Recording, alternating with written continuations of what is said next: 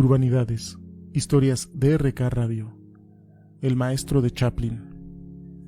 En la biografía de Marcelino Orbes conviven la fantasía y los datos factuales, en parte porque apenas se conserva información sobre él, en parte porque es una figura poco estudiada, y en parte porque a él le encantaba inventarse su pasado para evocar espejismos. Solía contar que su vocación surgió a los 7 años, porque se quedó dormido en la jaula de un león y para cuando despertó ya estaba demasiado lejos de casa. Pero en 2004 el periodista del Heraldo de Aragón, Mariano García, comenzó a investigar y descubrió que Orbes nació en Jaca y que su padre era peón caminero y su madre ama de casa. La precaria situación familiar le obligó a trabajar desde niño colocando sillas en un circo, y lo hacía con tanta gracia, desparpajo y torpeza, que los espectadores empezaron a tirarle monedas. En un par de años ya actuaba como payaso acróbata. Durante una de sus giras por Europa, Orbes entró en una tienda de segunda mano en Bélgica y descubrió el atuendo con el que se haría famoso. Un chaqué que le quedaba pequeño, unos bombachos, una camisa emperifollada, unos zapatos gigantes y un maltrecho sombrero de ópera. Orbes decidió acompañar el uniforme con un bastón. Aquella ropa contaba con una historia, pero dejaba volar la imaginación del espectador. Podría ser un aristócrata avenido a menos o un vagabundo con ínfulas, y el contraste entre riqueza y pobreza, entre gentileza y absurdo, subrayaba el contraste que todo payaso personifica, el de la comedia y la tragedia.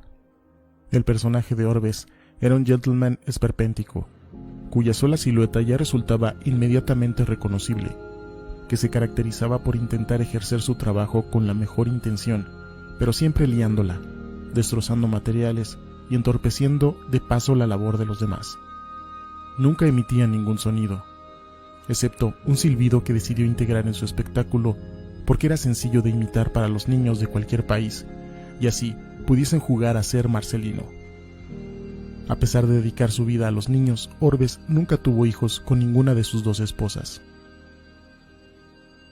En 1900, el Hippodrome le ofreció ser su atracción principal y acabó recibiendo el sobrenombre del ídolo de Londres.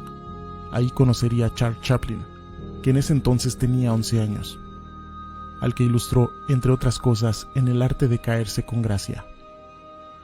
Él me enseñó todo lo que puede hacer un bastón, confiesa Charles Chaplin, según el libro Charles Chaplin's Last Dance. Era un prodigio de la mímica, un arte que el cine acabaría matando.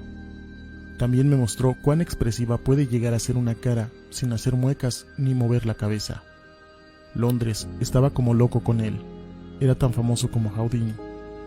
Era capaz de saltar por encima de 8 hombres tumbados en el suelo y de expresar todas las emociones sin inmutarse, pero parecía desorientado por la vida, recordaría Chaplin, cuyo hoy legendario atuendo emulaba al de Orbes.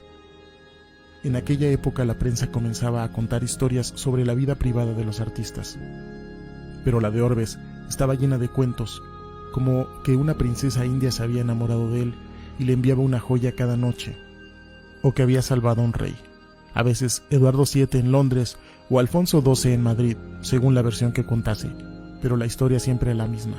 Era salvado de ser aplastado por un elefante, dando piruetas hasta el techo para distraerle. En 1905, Orbes partió para el Nuevo Mundo, entonces más nuevo que nunca, donde encabezaría la inauguración del Hippodrome de Nueva York.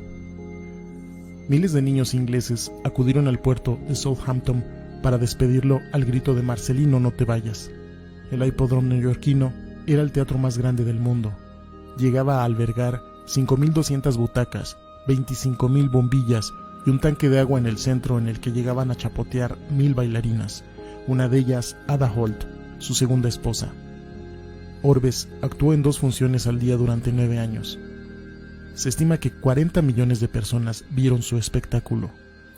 Con un sueldo de $4.000 mensuales, que serían unos 100.000 euros, su popularidad era tal que la prensa estadounidense acuñó el término marcelinear para describir estas situaciones de torpeza en las que una persona con buena fe acaba causando un desastre. Los asistentes no decían, vamos al Hippodrome, sino vamos a ver a Marcelino. En uno de sus números, Orbes conducía un coche a 100 km/h en dirección al público. Parte de su atractivo, admiraba una de las críticas de su espectáculo, reside en su expresión de desconcierto, como si la vida lo dejara siempre perplejo. The New York Times lo apodó el hombre más divertido del planeta. Durante aquellas 9 temporadas se editaron tebeos con las aventuras del alegre Marcelino. Se fabricaron juguetes, se abrió una escuela de payasos dirigida por él y uno de los hijos de Rockefeller alquiló un palco durante una temporada entera solo para ver el show cuando él quisiera. Cuando Orbes cumplió 37 años, más de 3,000 niños se congregaron para participar en un concurso en el que debían adivinar su edad. El premio era conocerlo y recibir una foto firmada. El ascenso de la clase media permitía a las masas disfrutar de espectáculos para evadirse ahora a precios populares, y Estados Unidos era un país eufórico en vías de convertirse en la nación obsesionada con el entretenimiento que es hoy. Pero un negocio revolucionario estaba empezando a causar sensación en las áreas más cosmopolitas. El cine resultaba más barato que las producciones circenses, y aunque carecía de la autenticidad y la cercanía del circo, el mundo entero experimentaba las películas como si fuesen magia. El futuro había llegado, y de repente los payasos, los trapecistas y las bailarinas se convirtieron en reliquias de una época que la sociedad parecía entusiasmada en dejar atrás. Orbes no podía dar el salto a este nuevo medio porque tenía un contrato de exclusividad con el Hippodrome, así que solo rodó un par de cortometrajes que hoy se conservan. En aquella época no se consideraba que el cine fuese un arte para preservar, así que los rollos de celuloide se tiraban a la basura cuando cumplían su ciclo de proyección de una semana. Además, un crítico ridiculizó la cinta porque Orbes aparecía maquillado y los comediantes en el cine, mucho más sutiles y sofisticados que los de las barracas de la feria, no se maquillaban. Ninguna de aquellas 2 películas tuvo demasiada repercusión, porque el cine relegó a Orbes a la obsolescencia, mientras erigía a su discípulo Charlotte como una leyenda del humor. Pero Orbes además consideraba que aquel nuevo invento se contradecía con su arte. ¿Para qué iba a hacer comedia si no podía escuchar las risas de los espectadores?, decía. En 1915, el Hippodrome empezó a proyectar películas para evitar la bancarrota.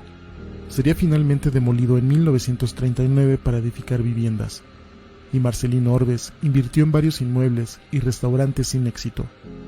Después de que su compañero Silver Oakley se suicidase por un desamor en 1916, Orbes acabó actuando en bares, ferias y centros comerciales. La edad además iba minando aquella expresiva agilidad que había asombrado a miles de personas. En esta etapa, Chaplin, ya convertido en el comediante más famoso de Hollywood, asistió a uno de sus espectáculos y lo visitó en su camerino. Chaplin explicaría lo descorazonador que fue descubrir que Orbes no solo no era cabeza de cartel, sino que se limitaba a corretear por el escenario con el resto de payasos anónimos. Cuando llamó a su puerta, Chaplin se encontró con un viejo animal letárgico desmaquillándose, que apenas le prestó atención, quizás porque no lo reconoció, o quizá porque se avergonzaba de su declive. Algunas biografías de Chaplin señalan que el emblemático silbido que Charlotte hacía en Luces de la Ciudad, en 1931, era un homenaje a su maestro. Pero para entonces, Orbes ya llevaba varios años muerto. Durante el último año y medio de su vida, Marcelino apenas trabajó 6 semanas. El 5 de noviembre de 1927 fue a una casa de empeños y se desprendió del broche de diamantes con forma de herradura que le habían regalado en el Hippodrome. Con el dinero que le dieron por el broche, compró un revólver. Al llegar a su habitación del Hotel Mansfield, preparó su número final. Puso Moonlight and Roses en el tocadiscos. Extendió sobre la cama varios recortes de periódicos conmemorativos de sus triunfos y varias fotografías de sus espectáculos y se pegó un tiro. Los policías no reconocieron la cara del cadáver, algo impensable un par de décadas antes. En una macabra ironía, este suicidio devolvió a Orbes a la portada de The New York Times y del Washington Post, que documentaron que en el momento de su muerte, sus únicas posesiones eran $6.50 y un reloj roto. A su entierro acudieron 83 personas. La Asociación Nacional de Vaudeville, de la que él era miembro, tuvo que cubrir los gastos del entierro, y Orbes descansa en el cementerio de Kensico con una lápida sin inscripción. Marcelino murió a los 54 años, sin cumplir su sueño de llevar su espectáculo a España, y dejando para la posteridad un puñado de fotografías, de crónicas periodísticas y un misterio casi absoluto en torno de su verdadero carácter. Nadie sabrá nunca cómo era su espectáculo. En ese sentido, Marcelino Orbes ha seguido haciendo volar la imaginación del público después de su muerte. Diversas instituciones aragonenses han ido promoviendo iniciativas para revalorizar la figura de Marcelino Orbes, conferencias, libros infantiles, exposiciones, y ahora un documental que pretende que España se entere, aunque sea demasiado tarde, de que una vez un muchacho de Jaca que hizo reír al mundo entero y fue maestro del mejor cómico del mundo, el maestro de Charles Chaplin. Urbanidades, historias de RK Radio.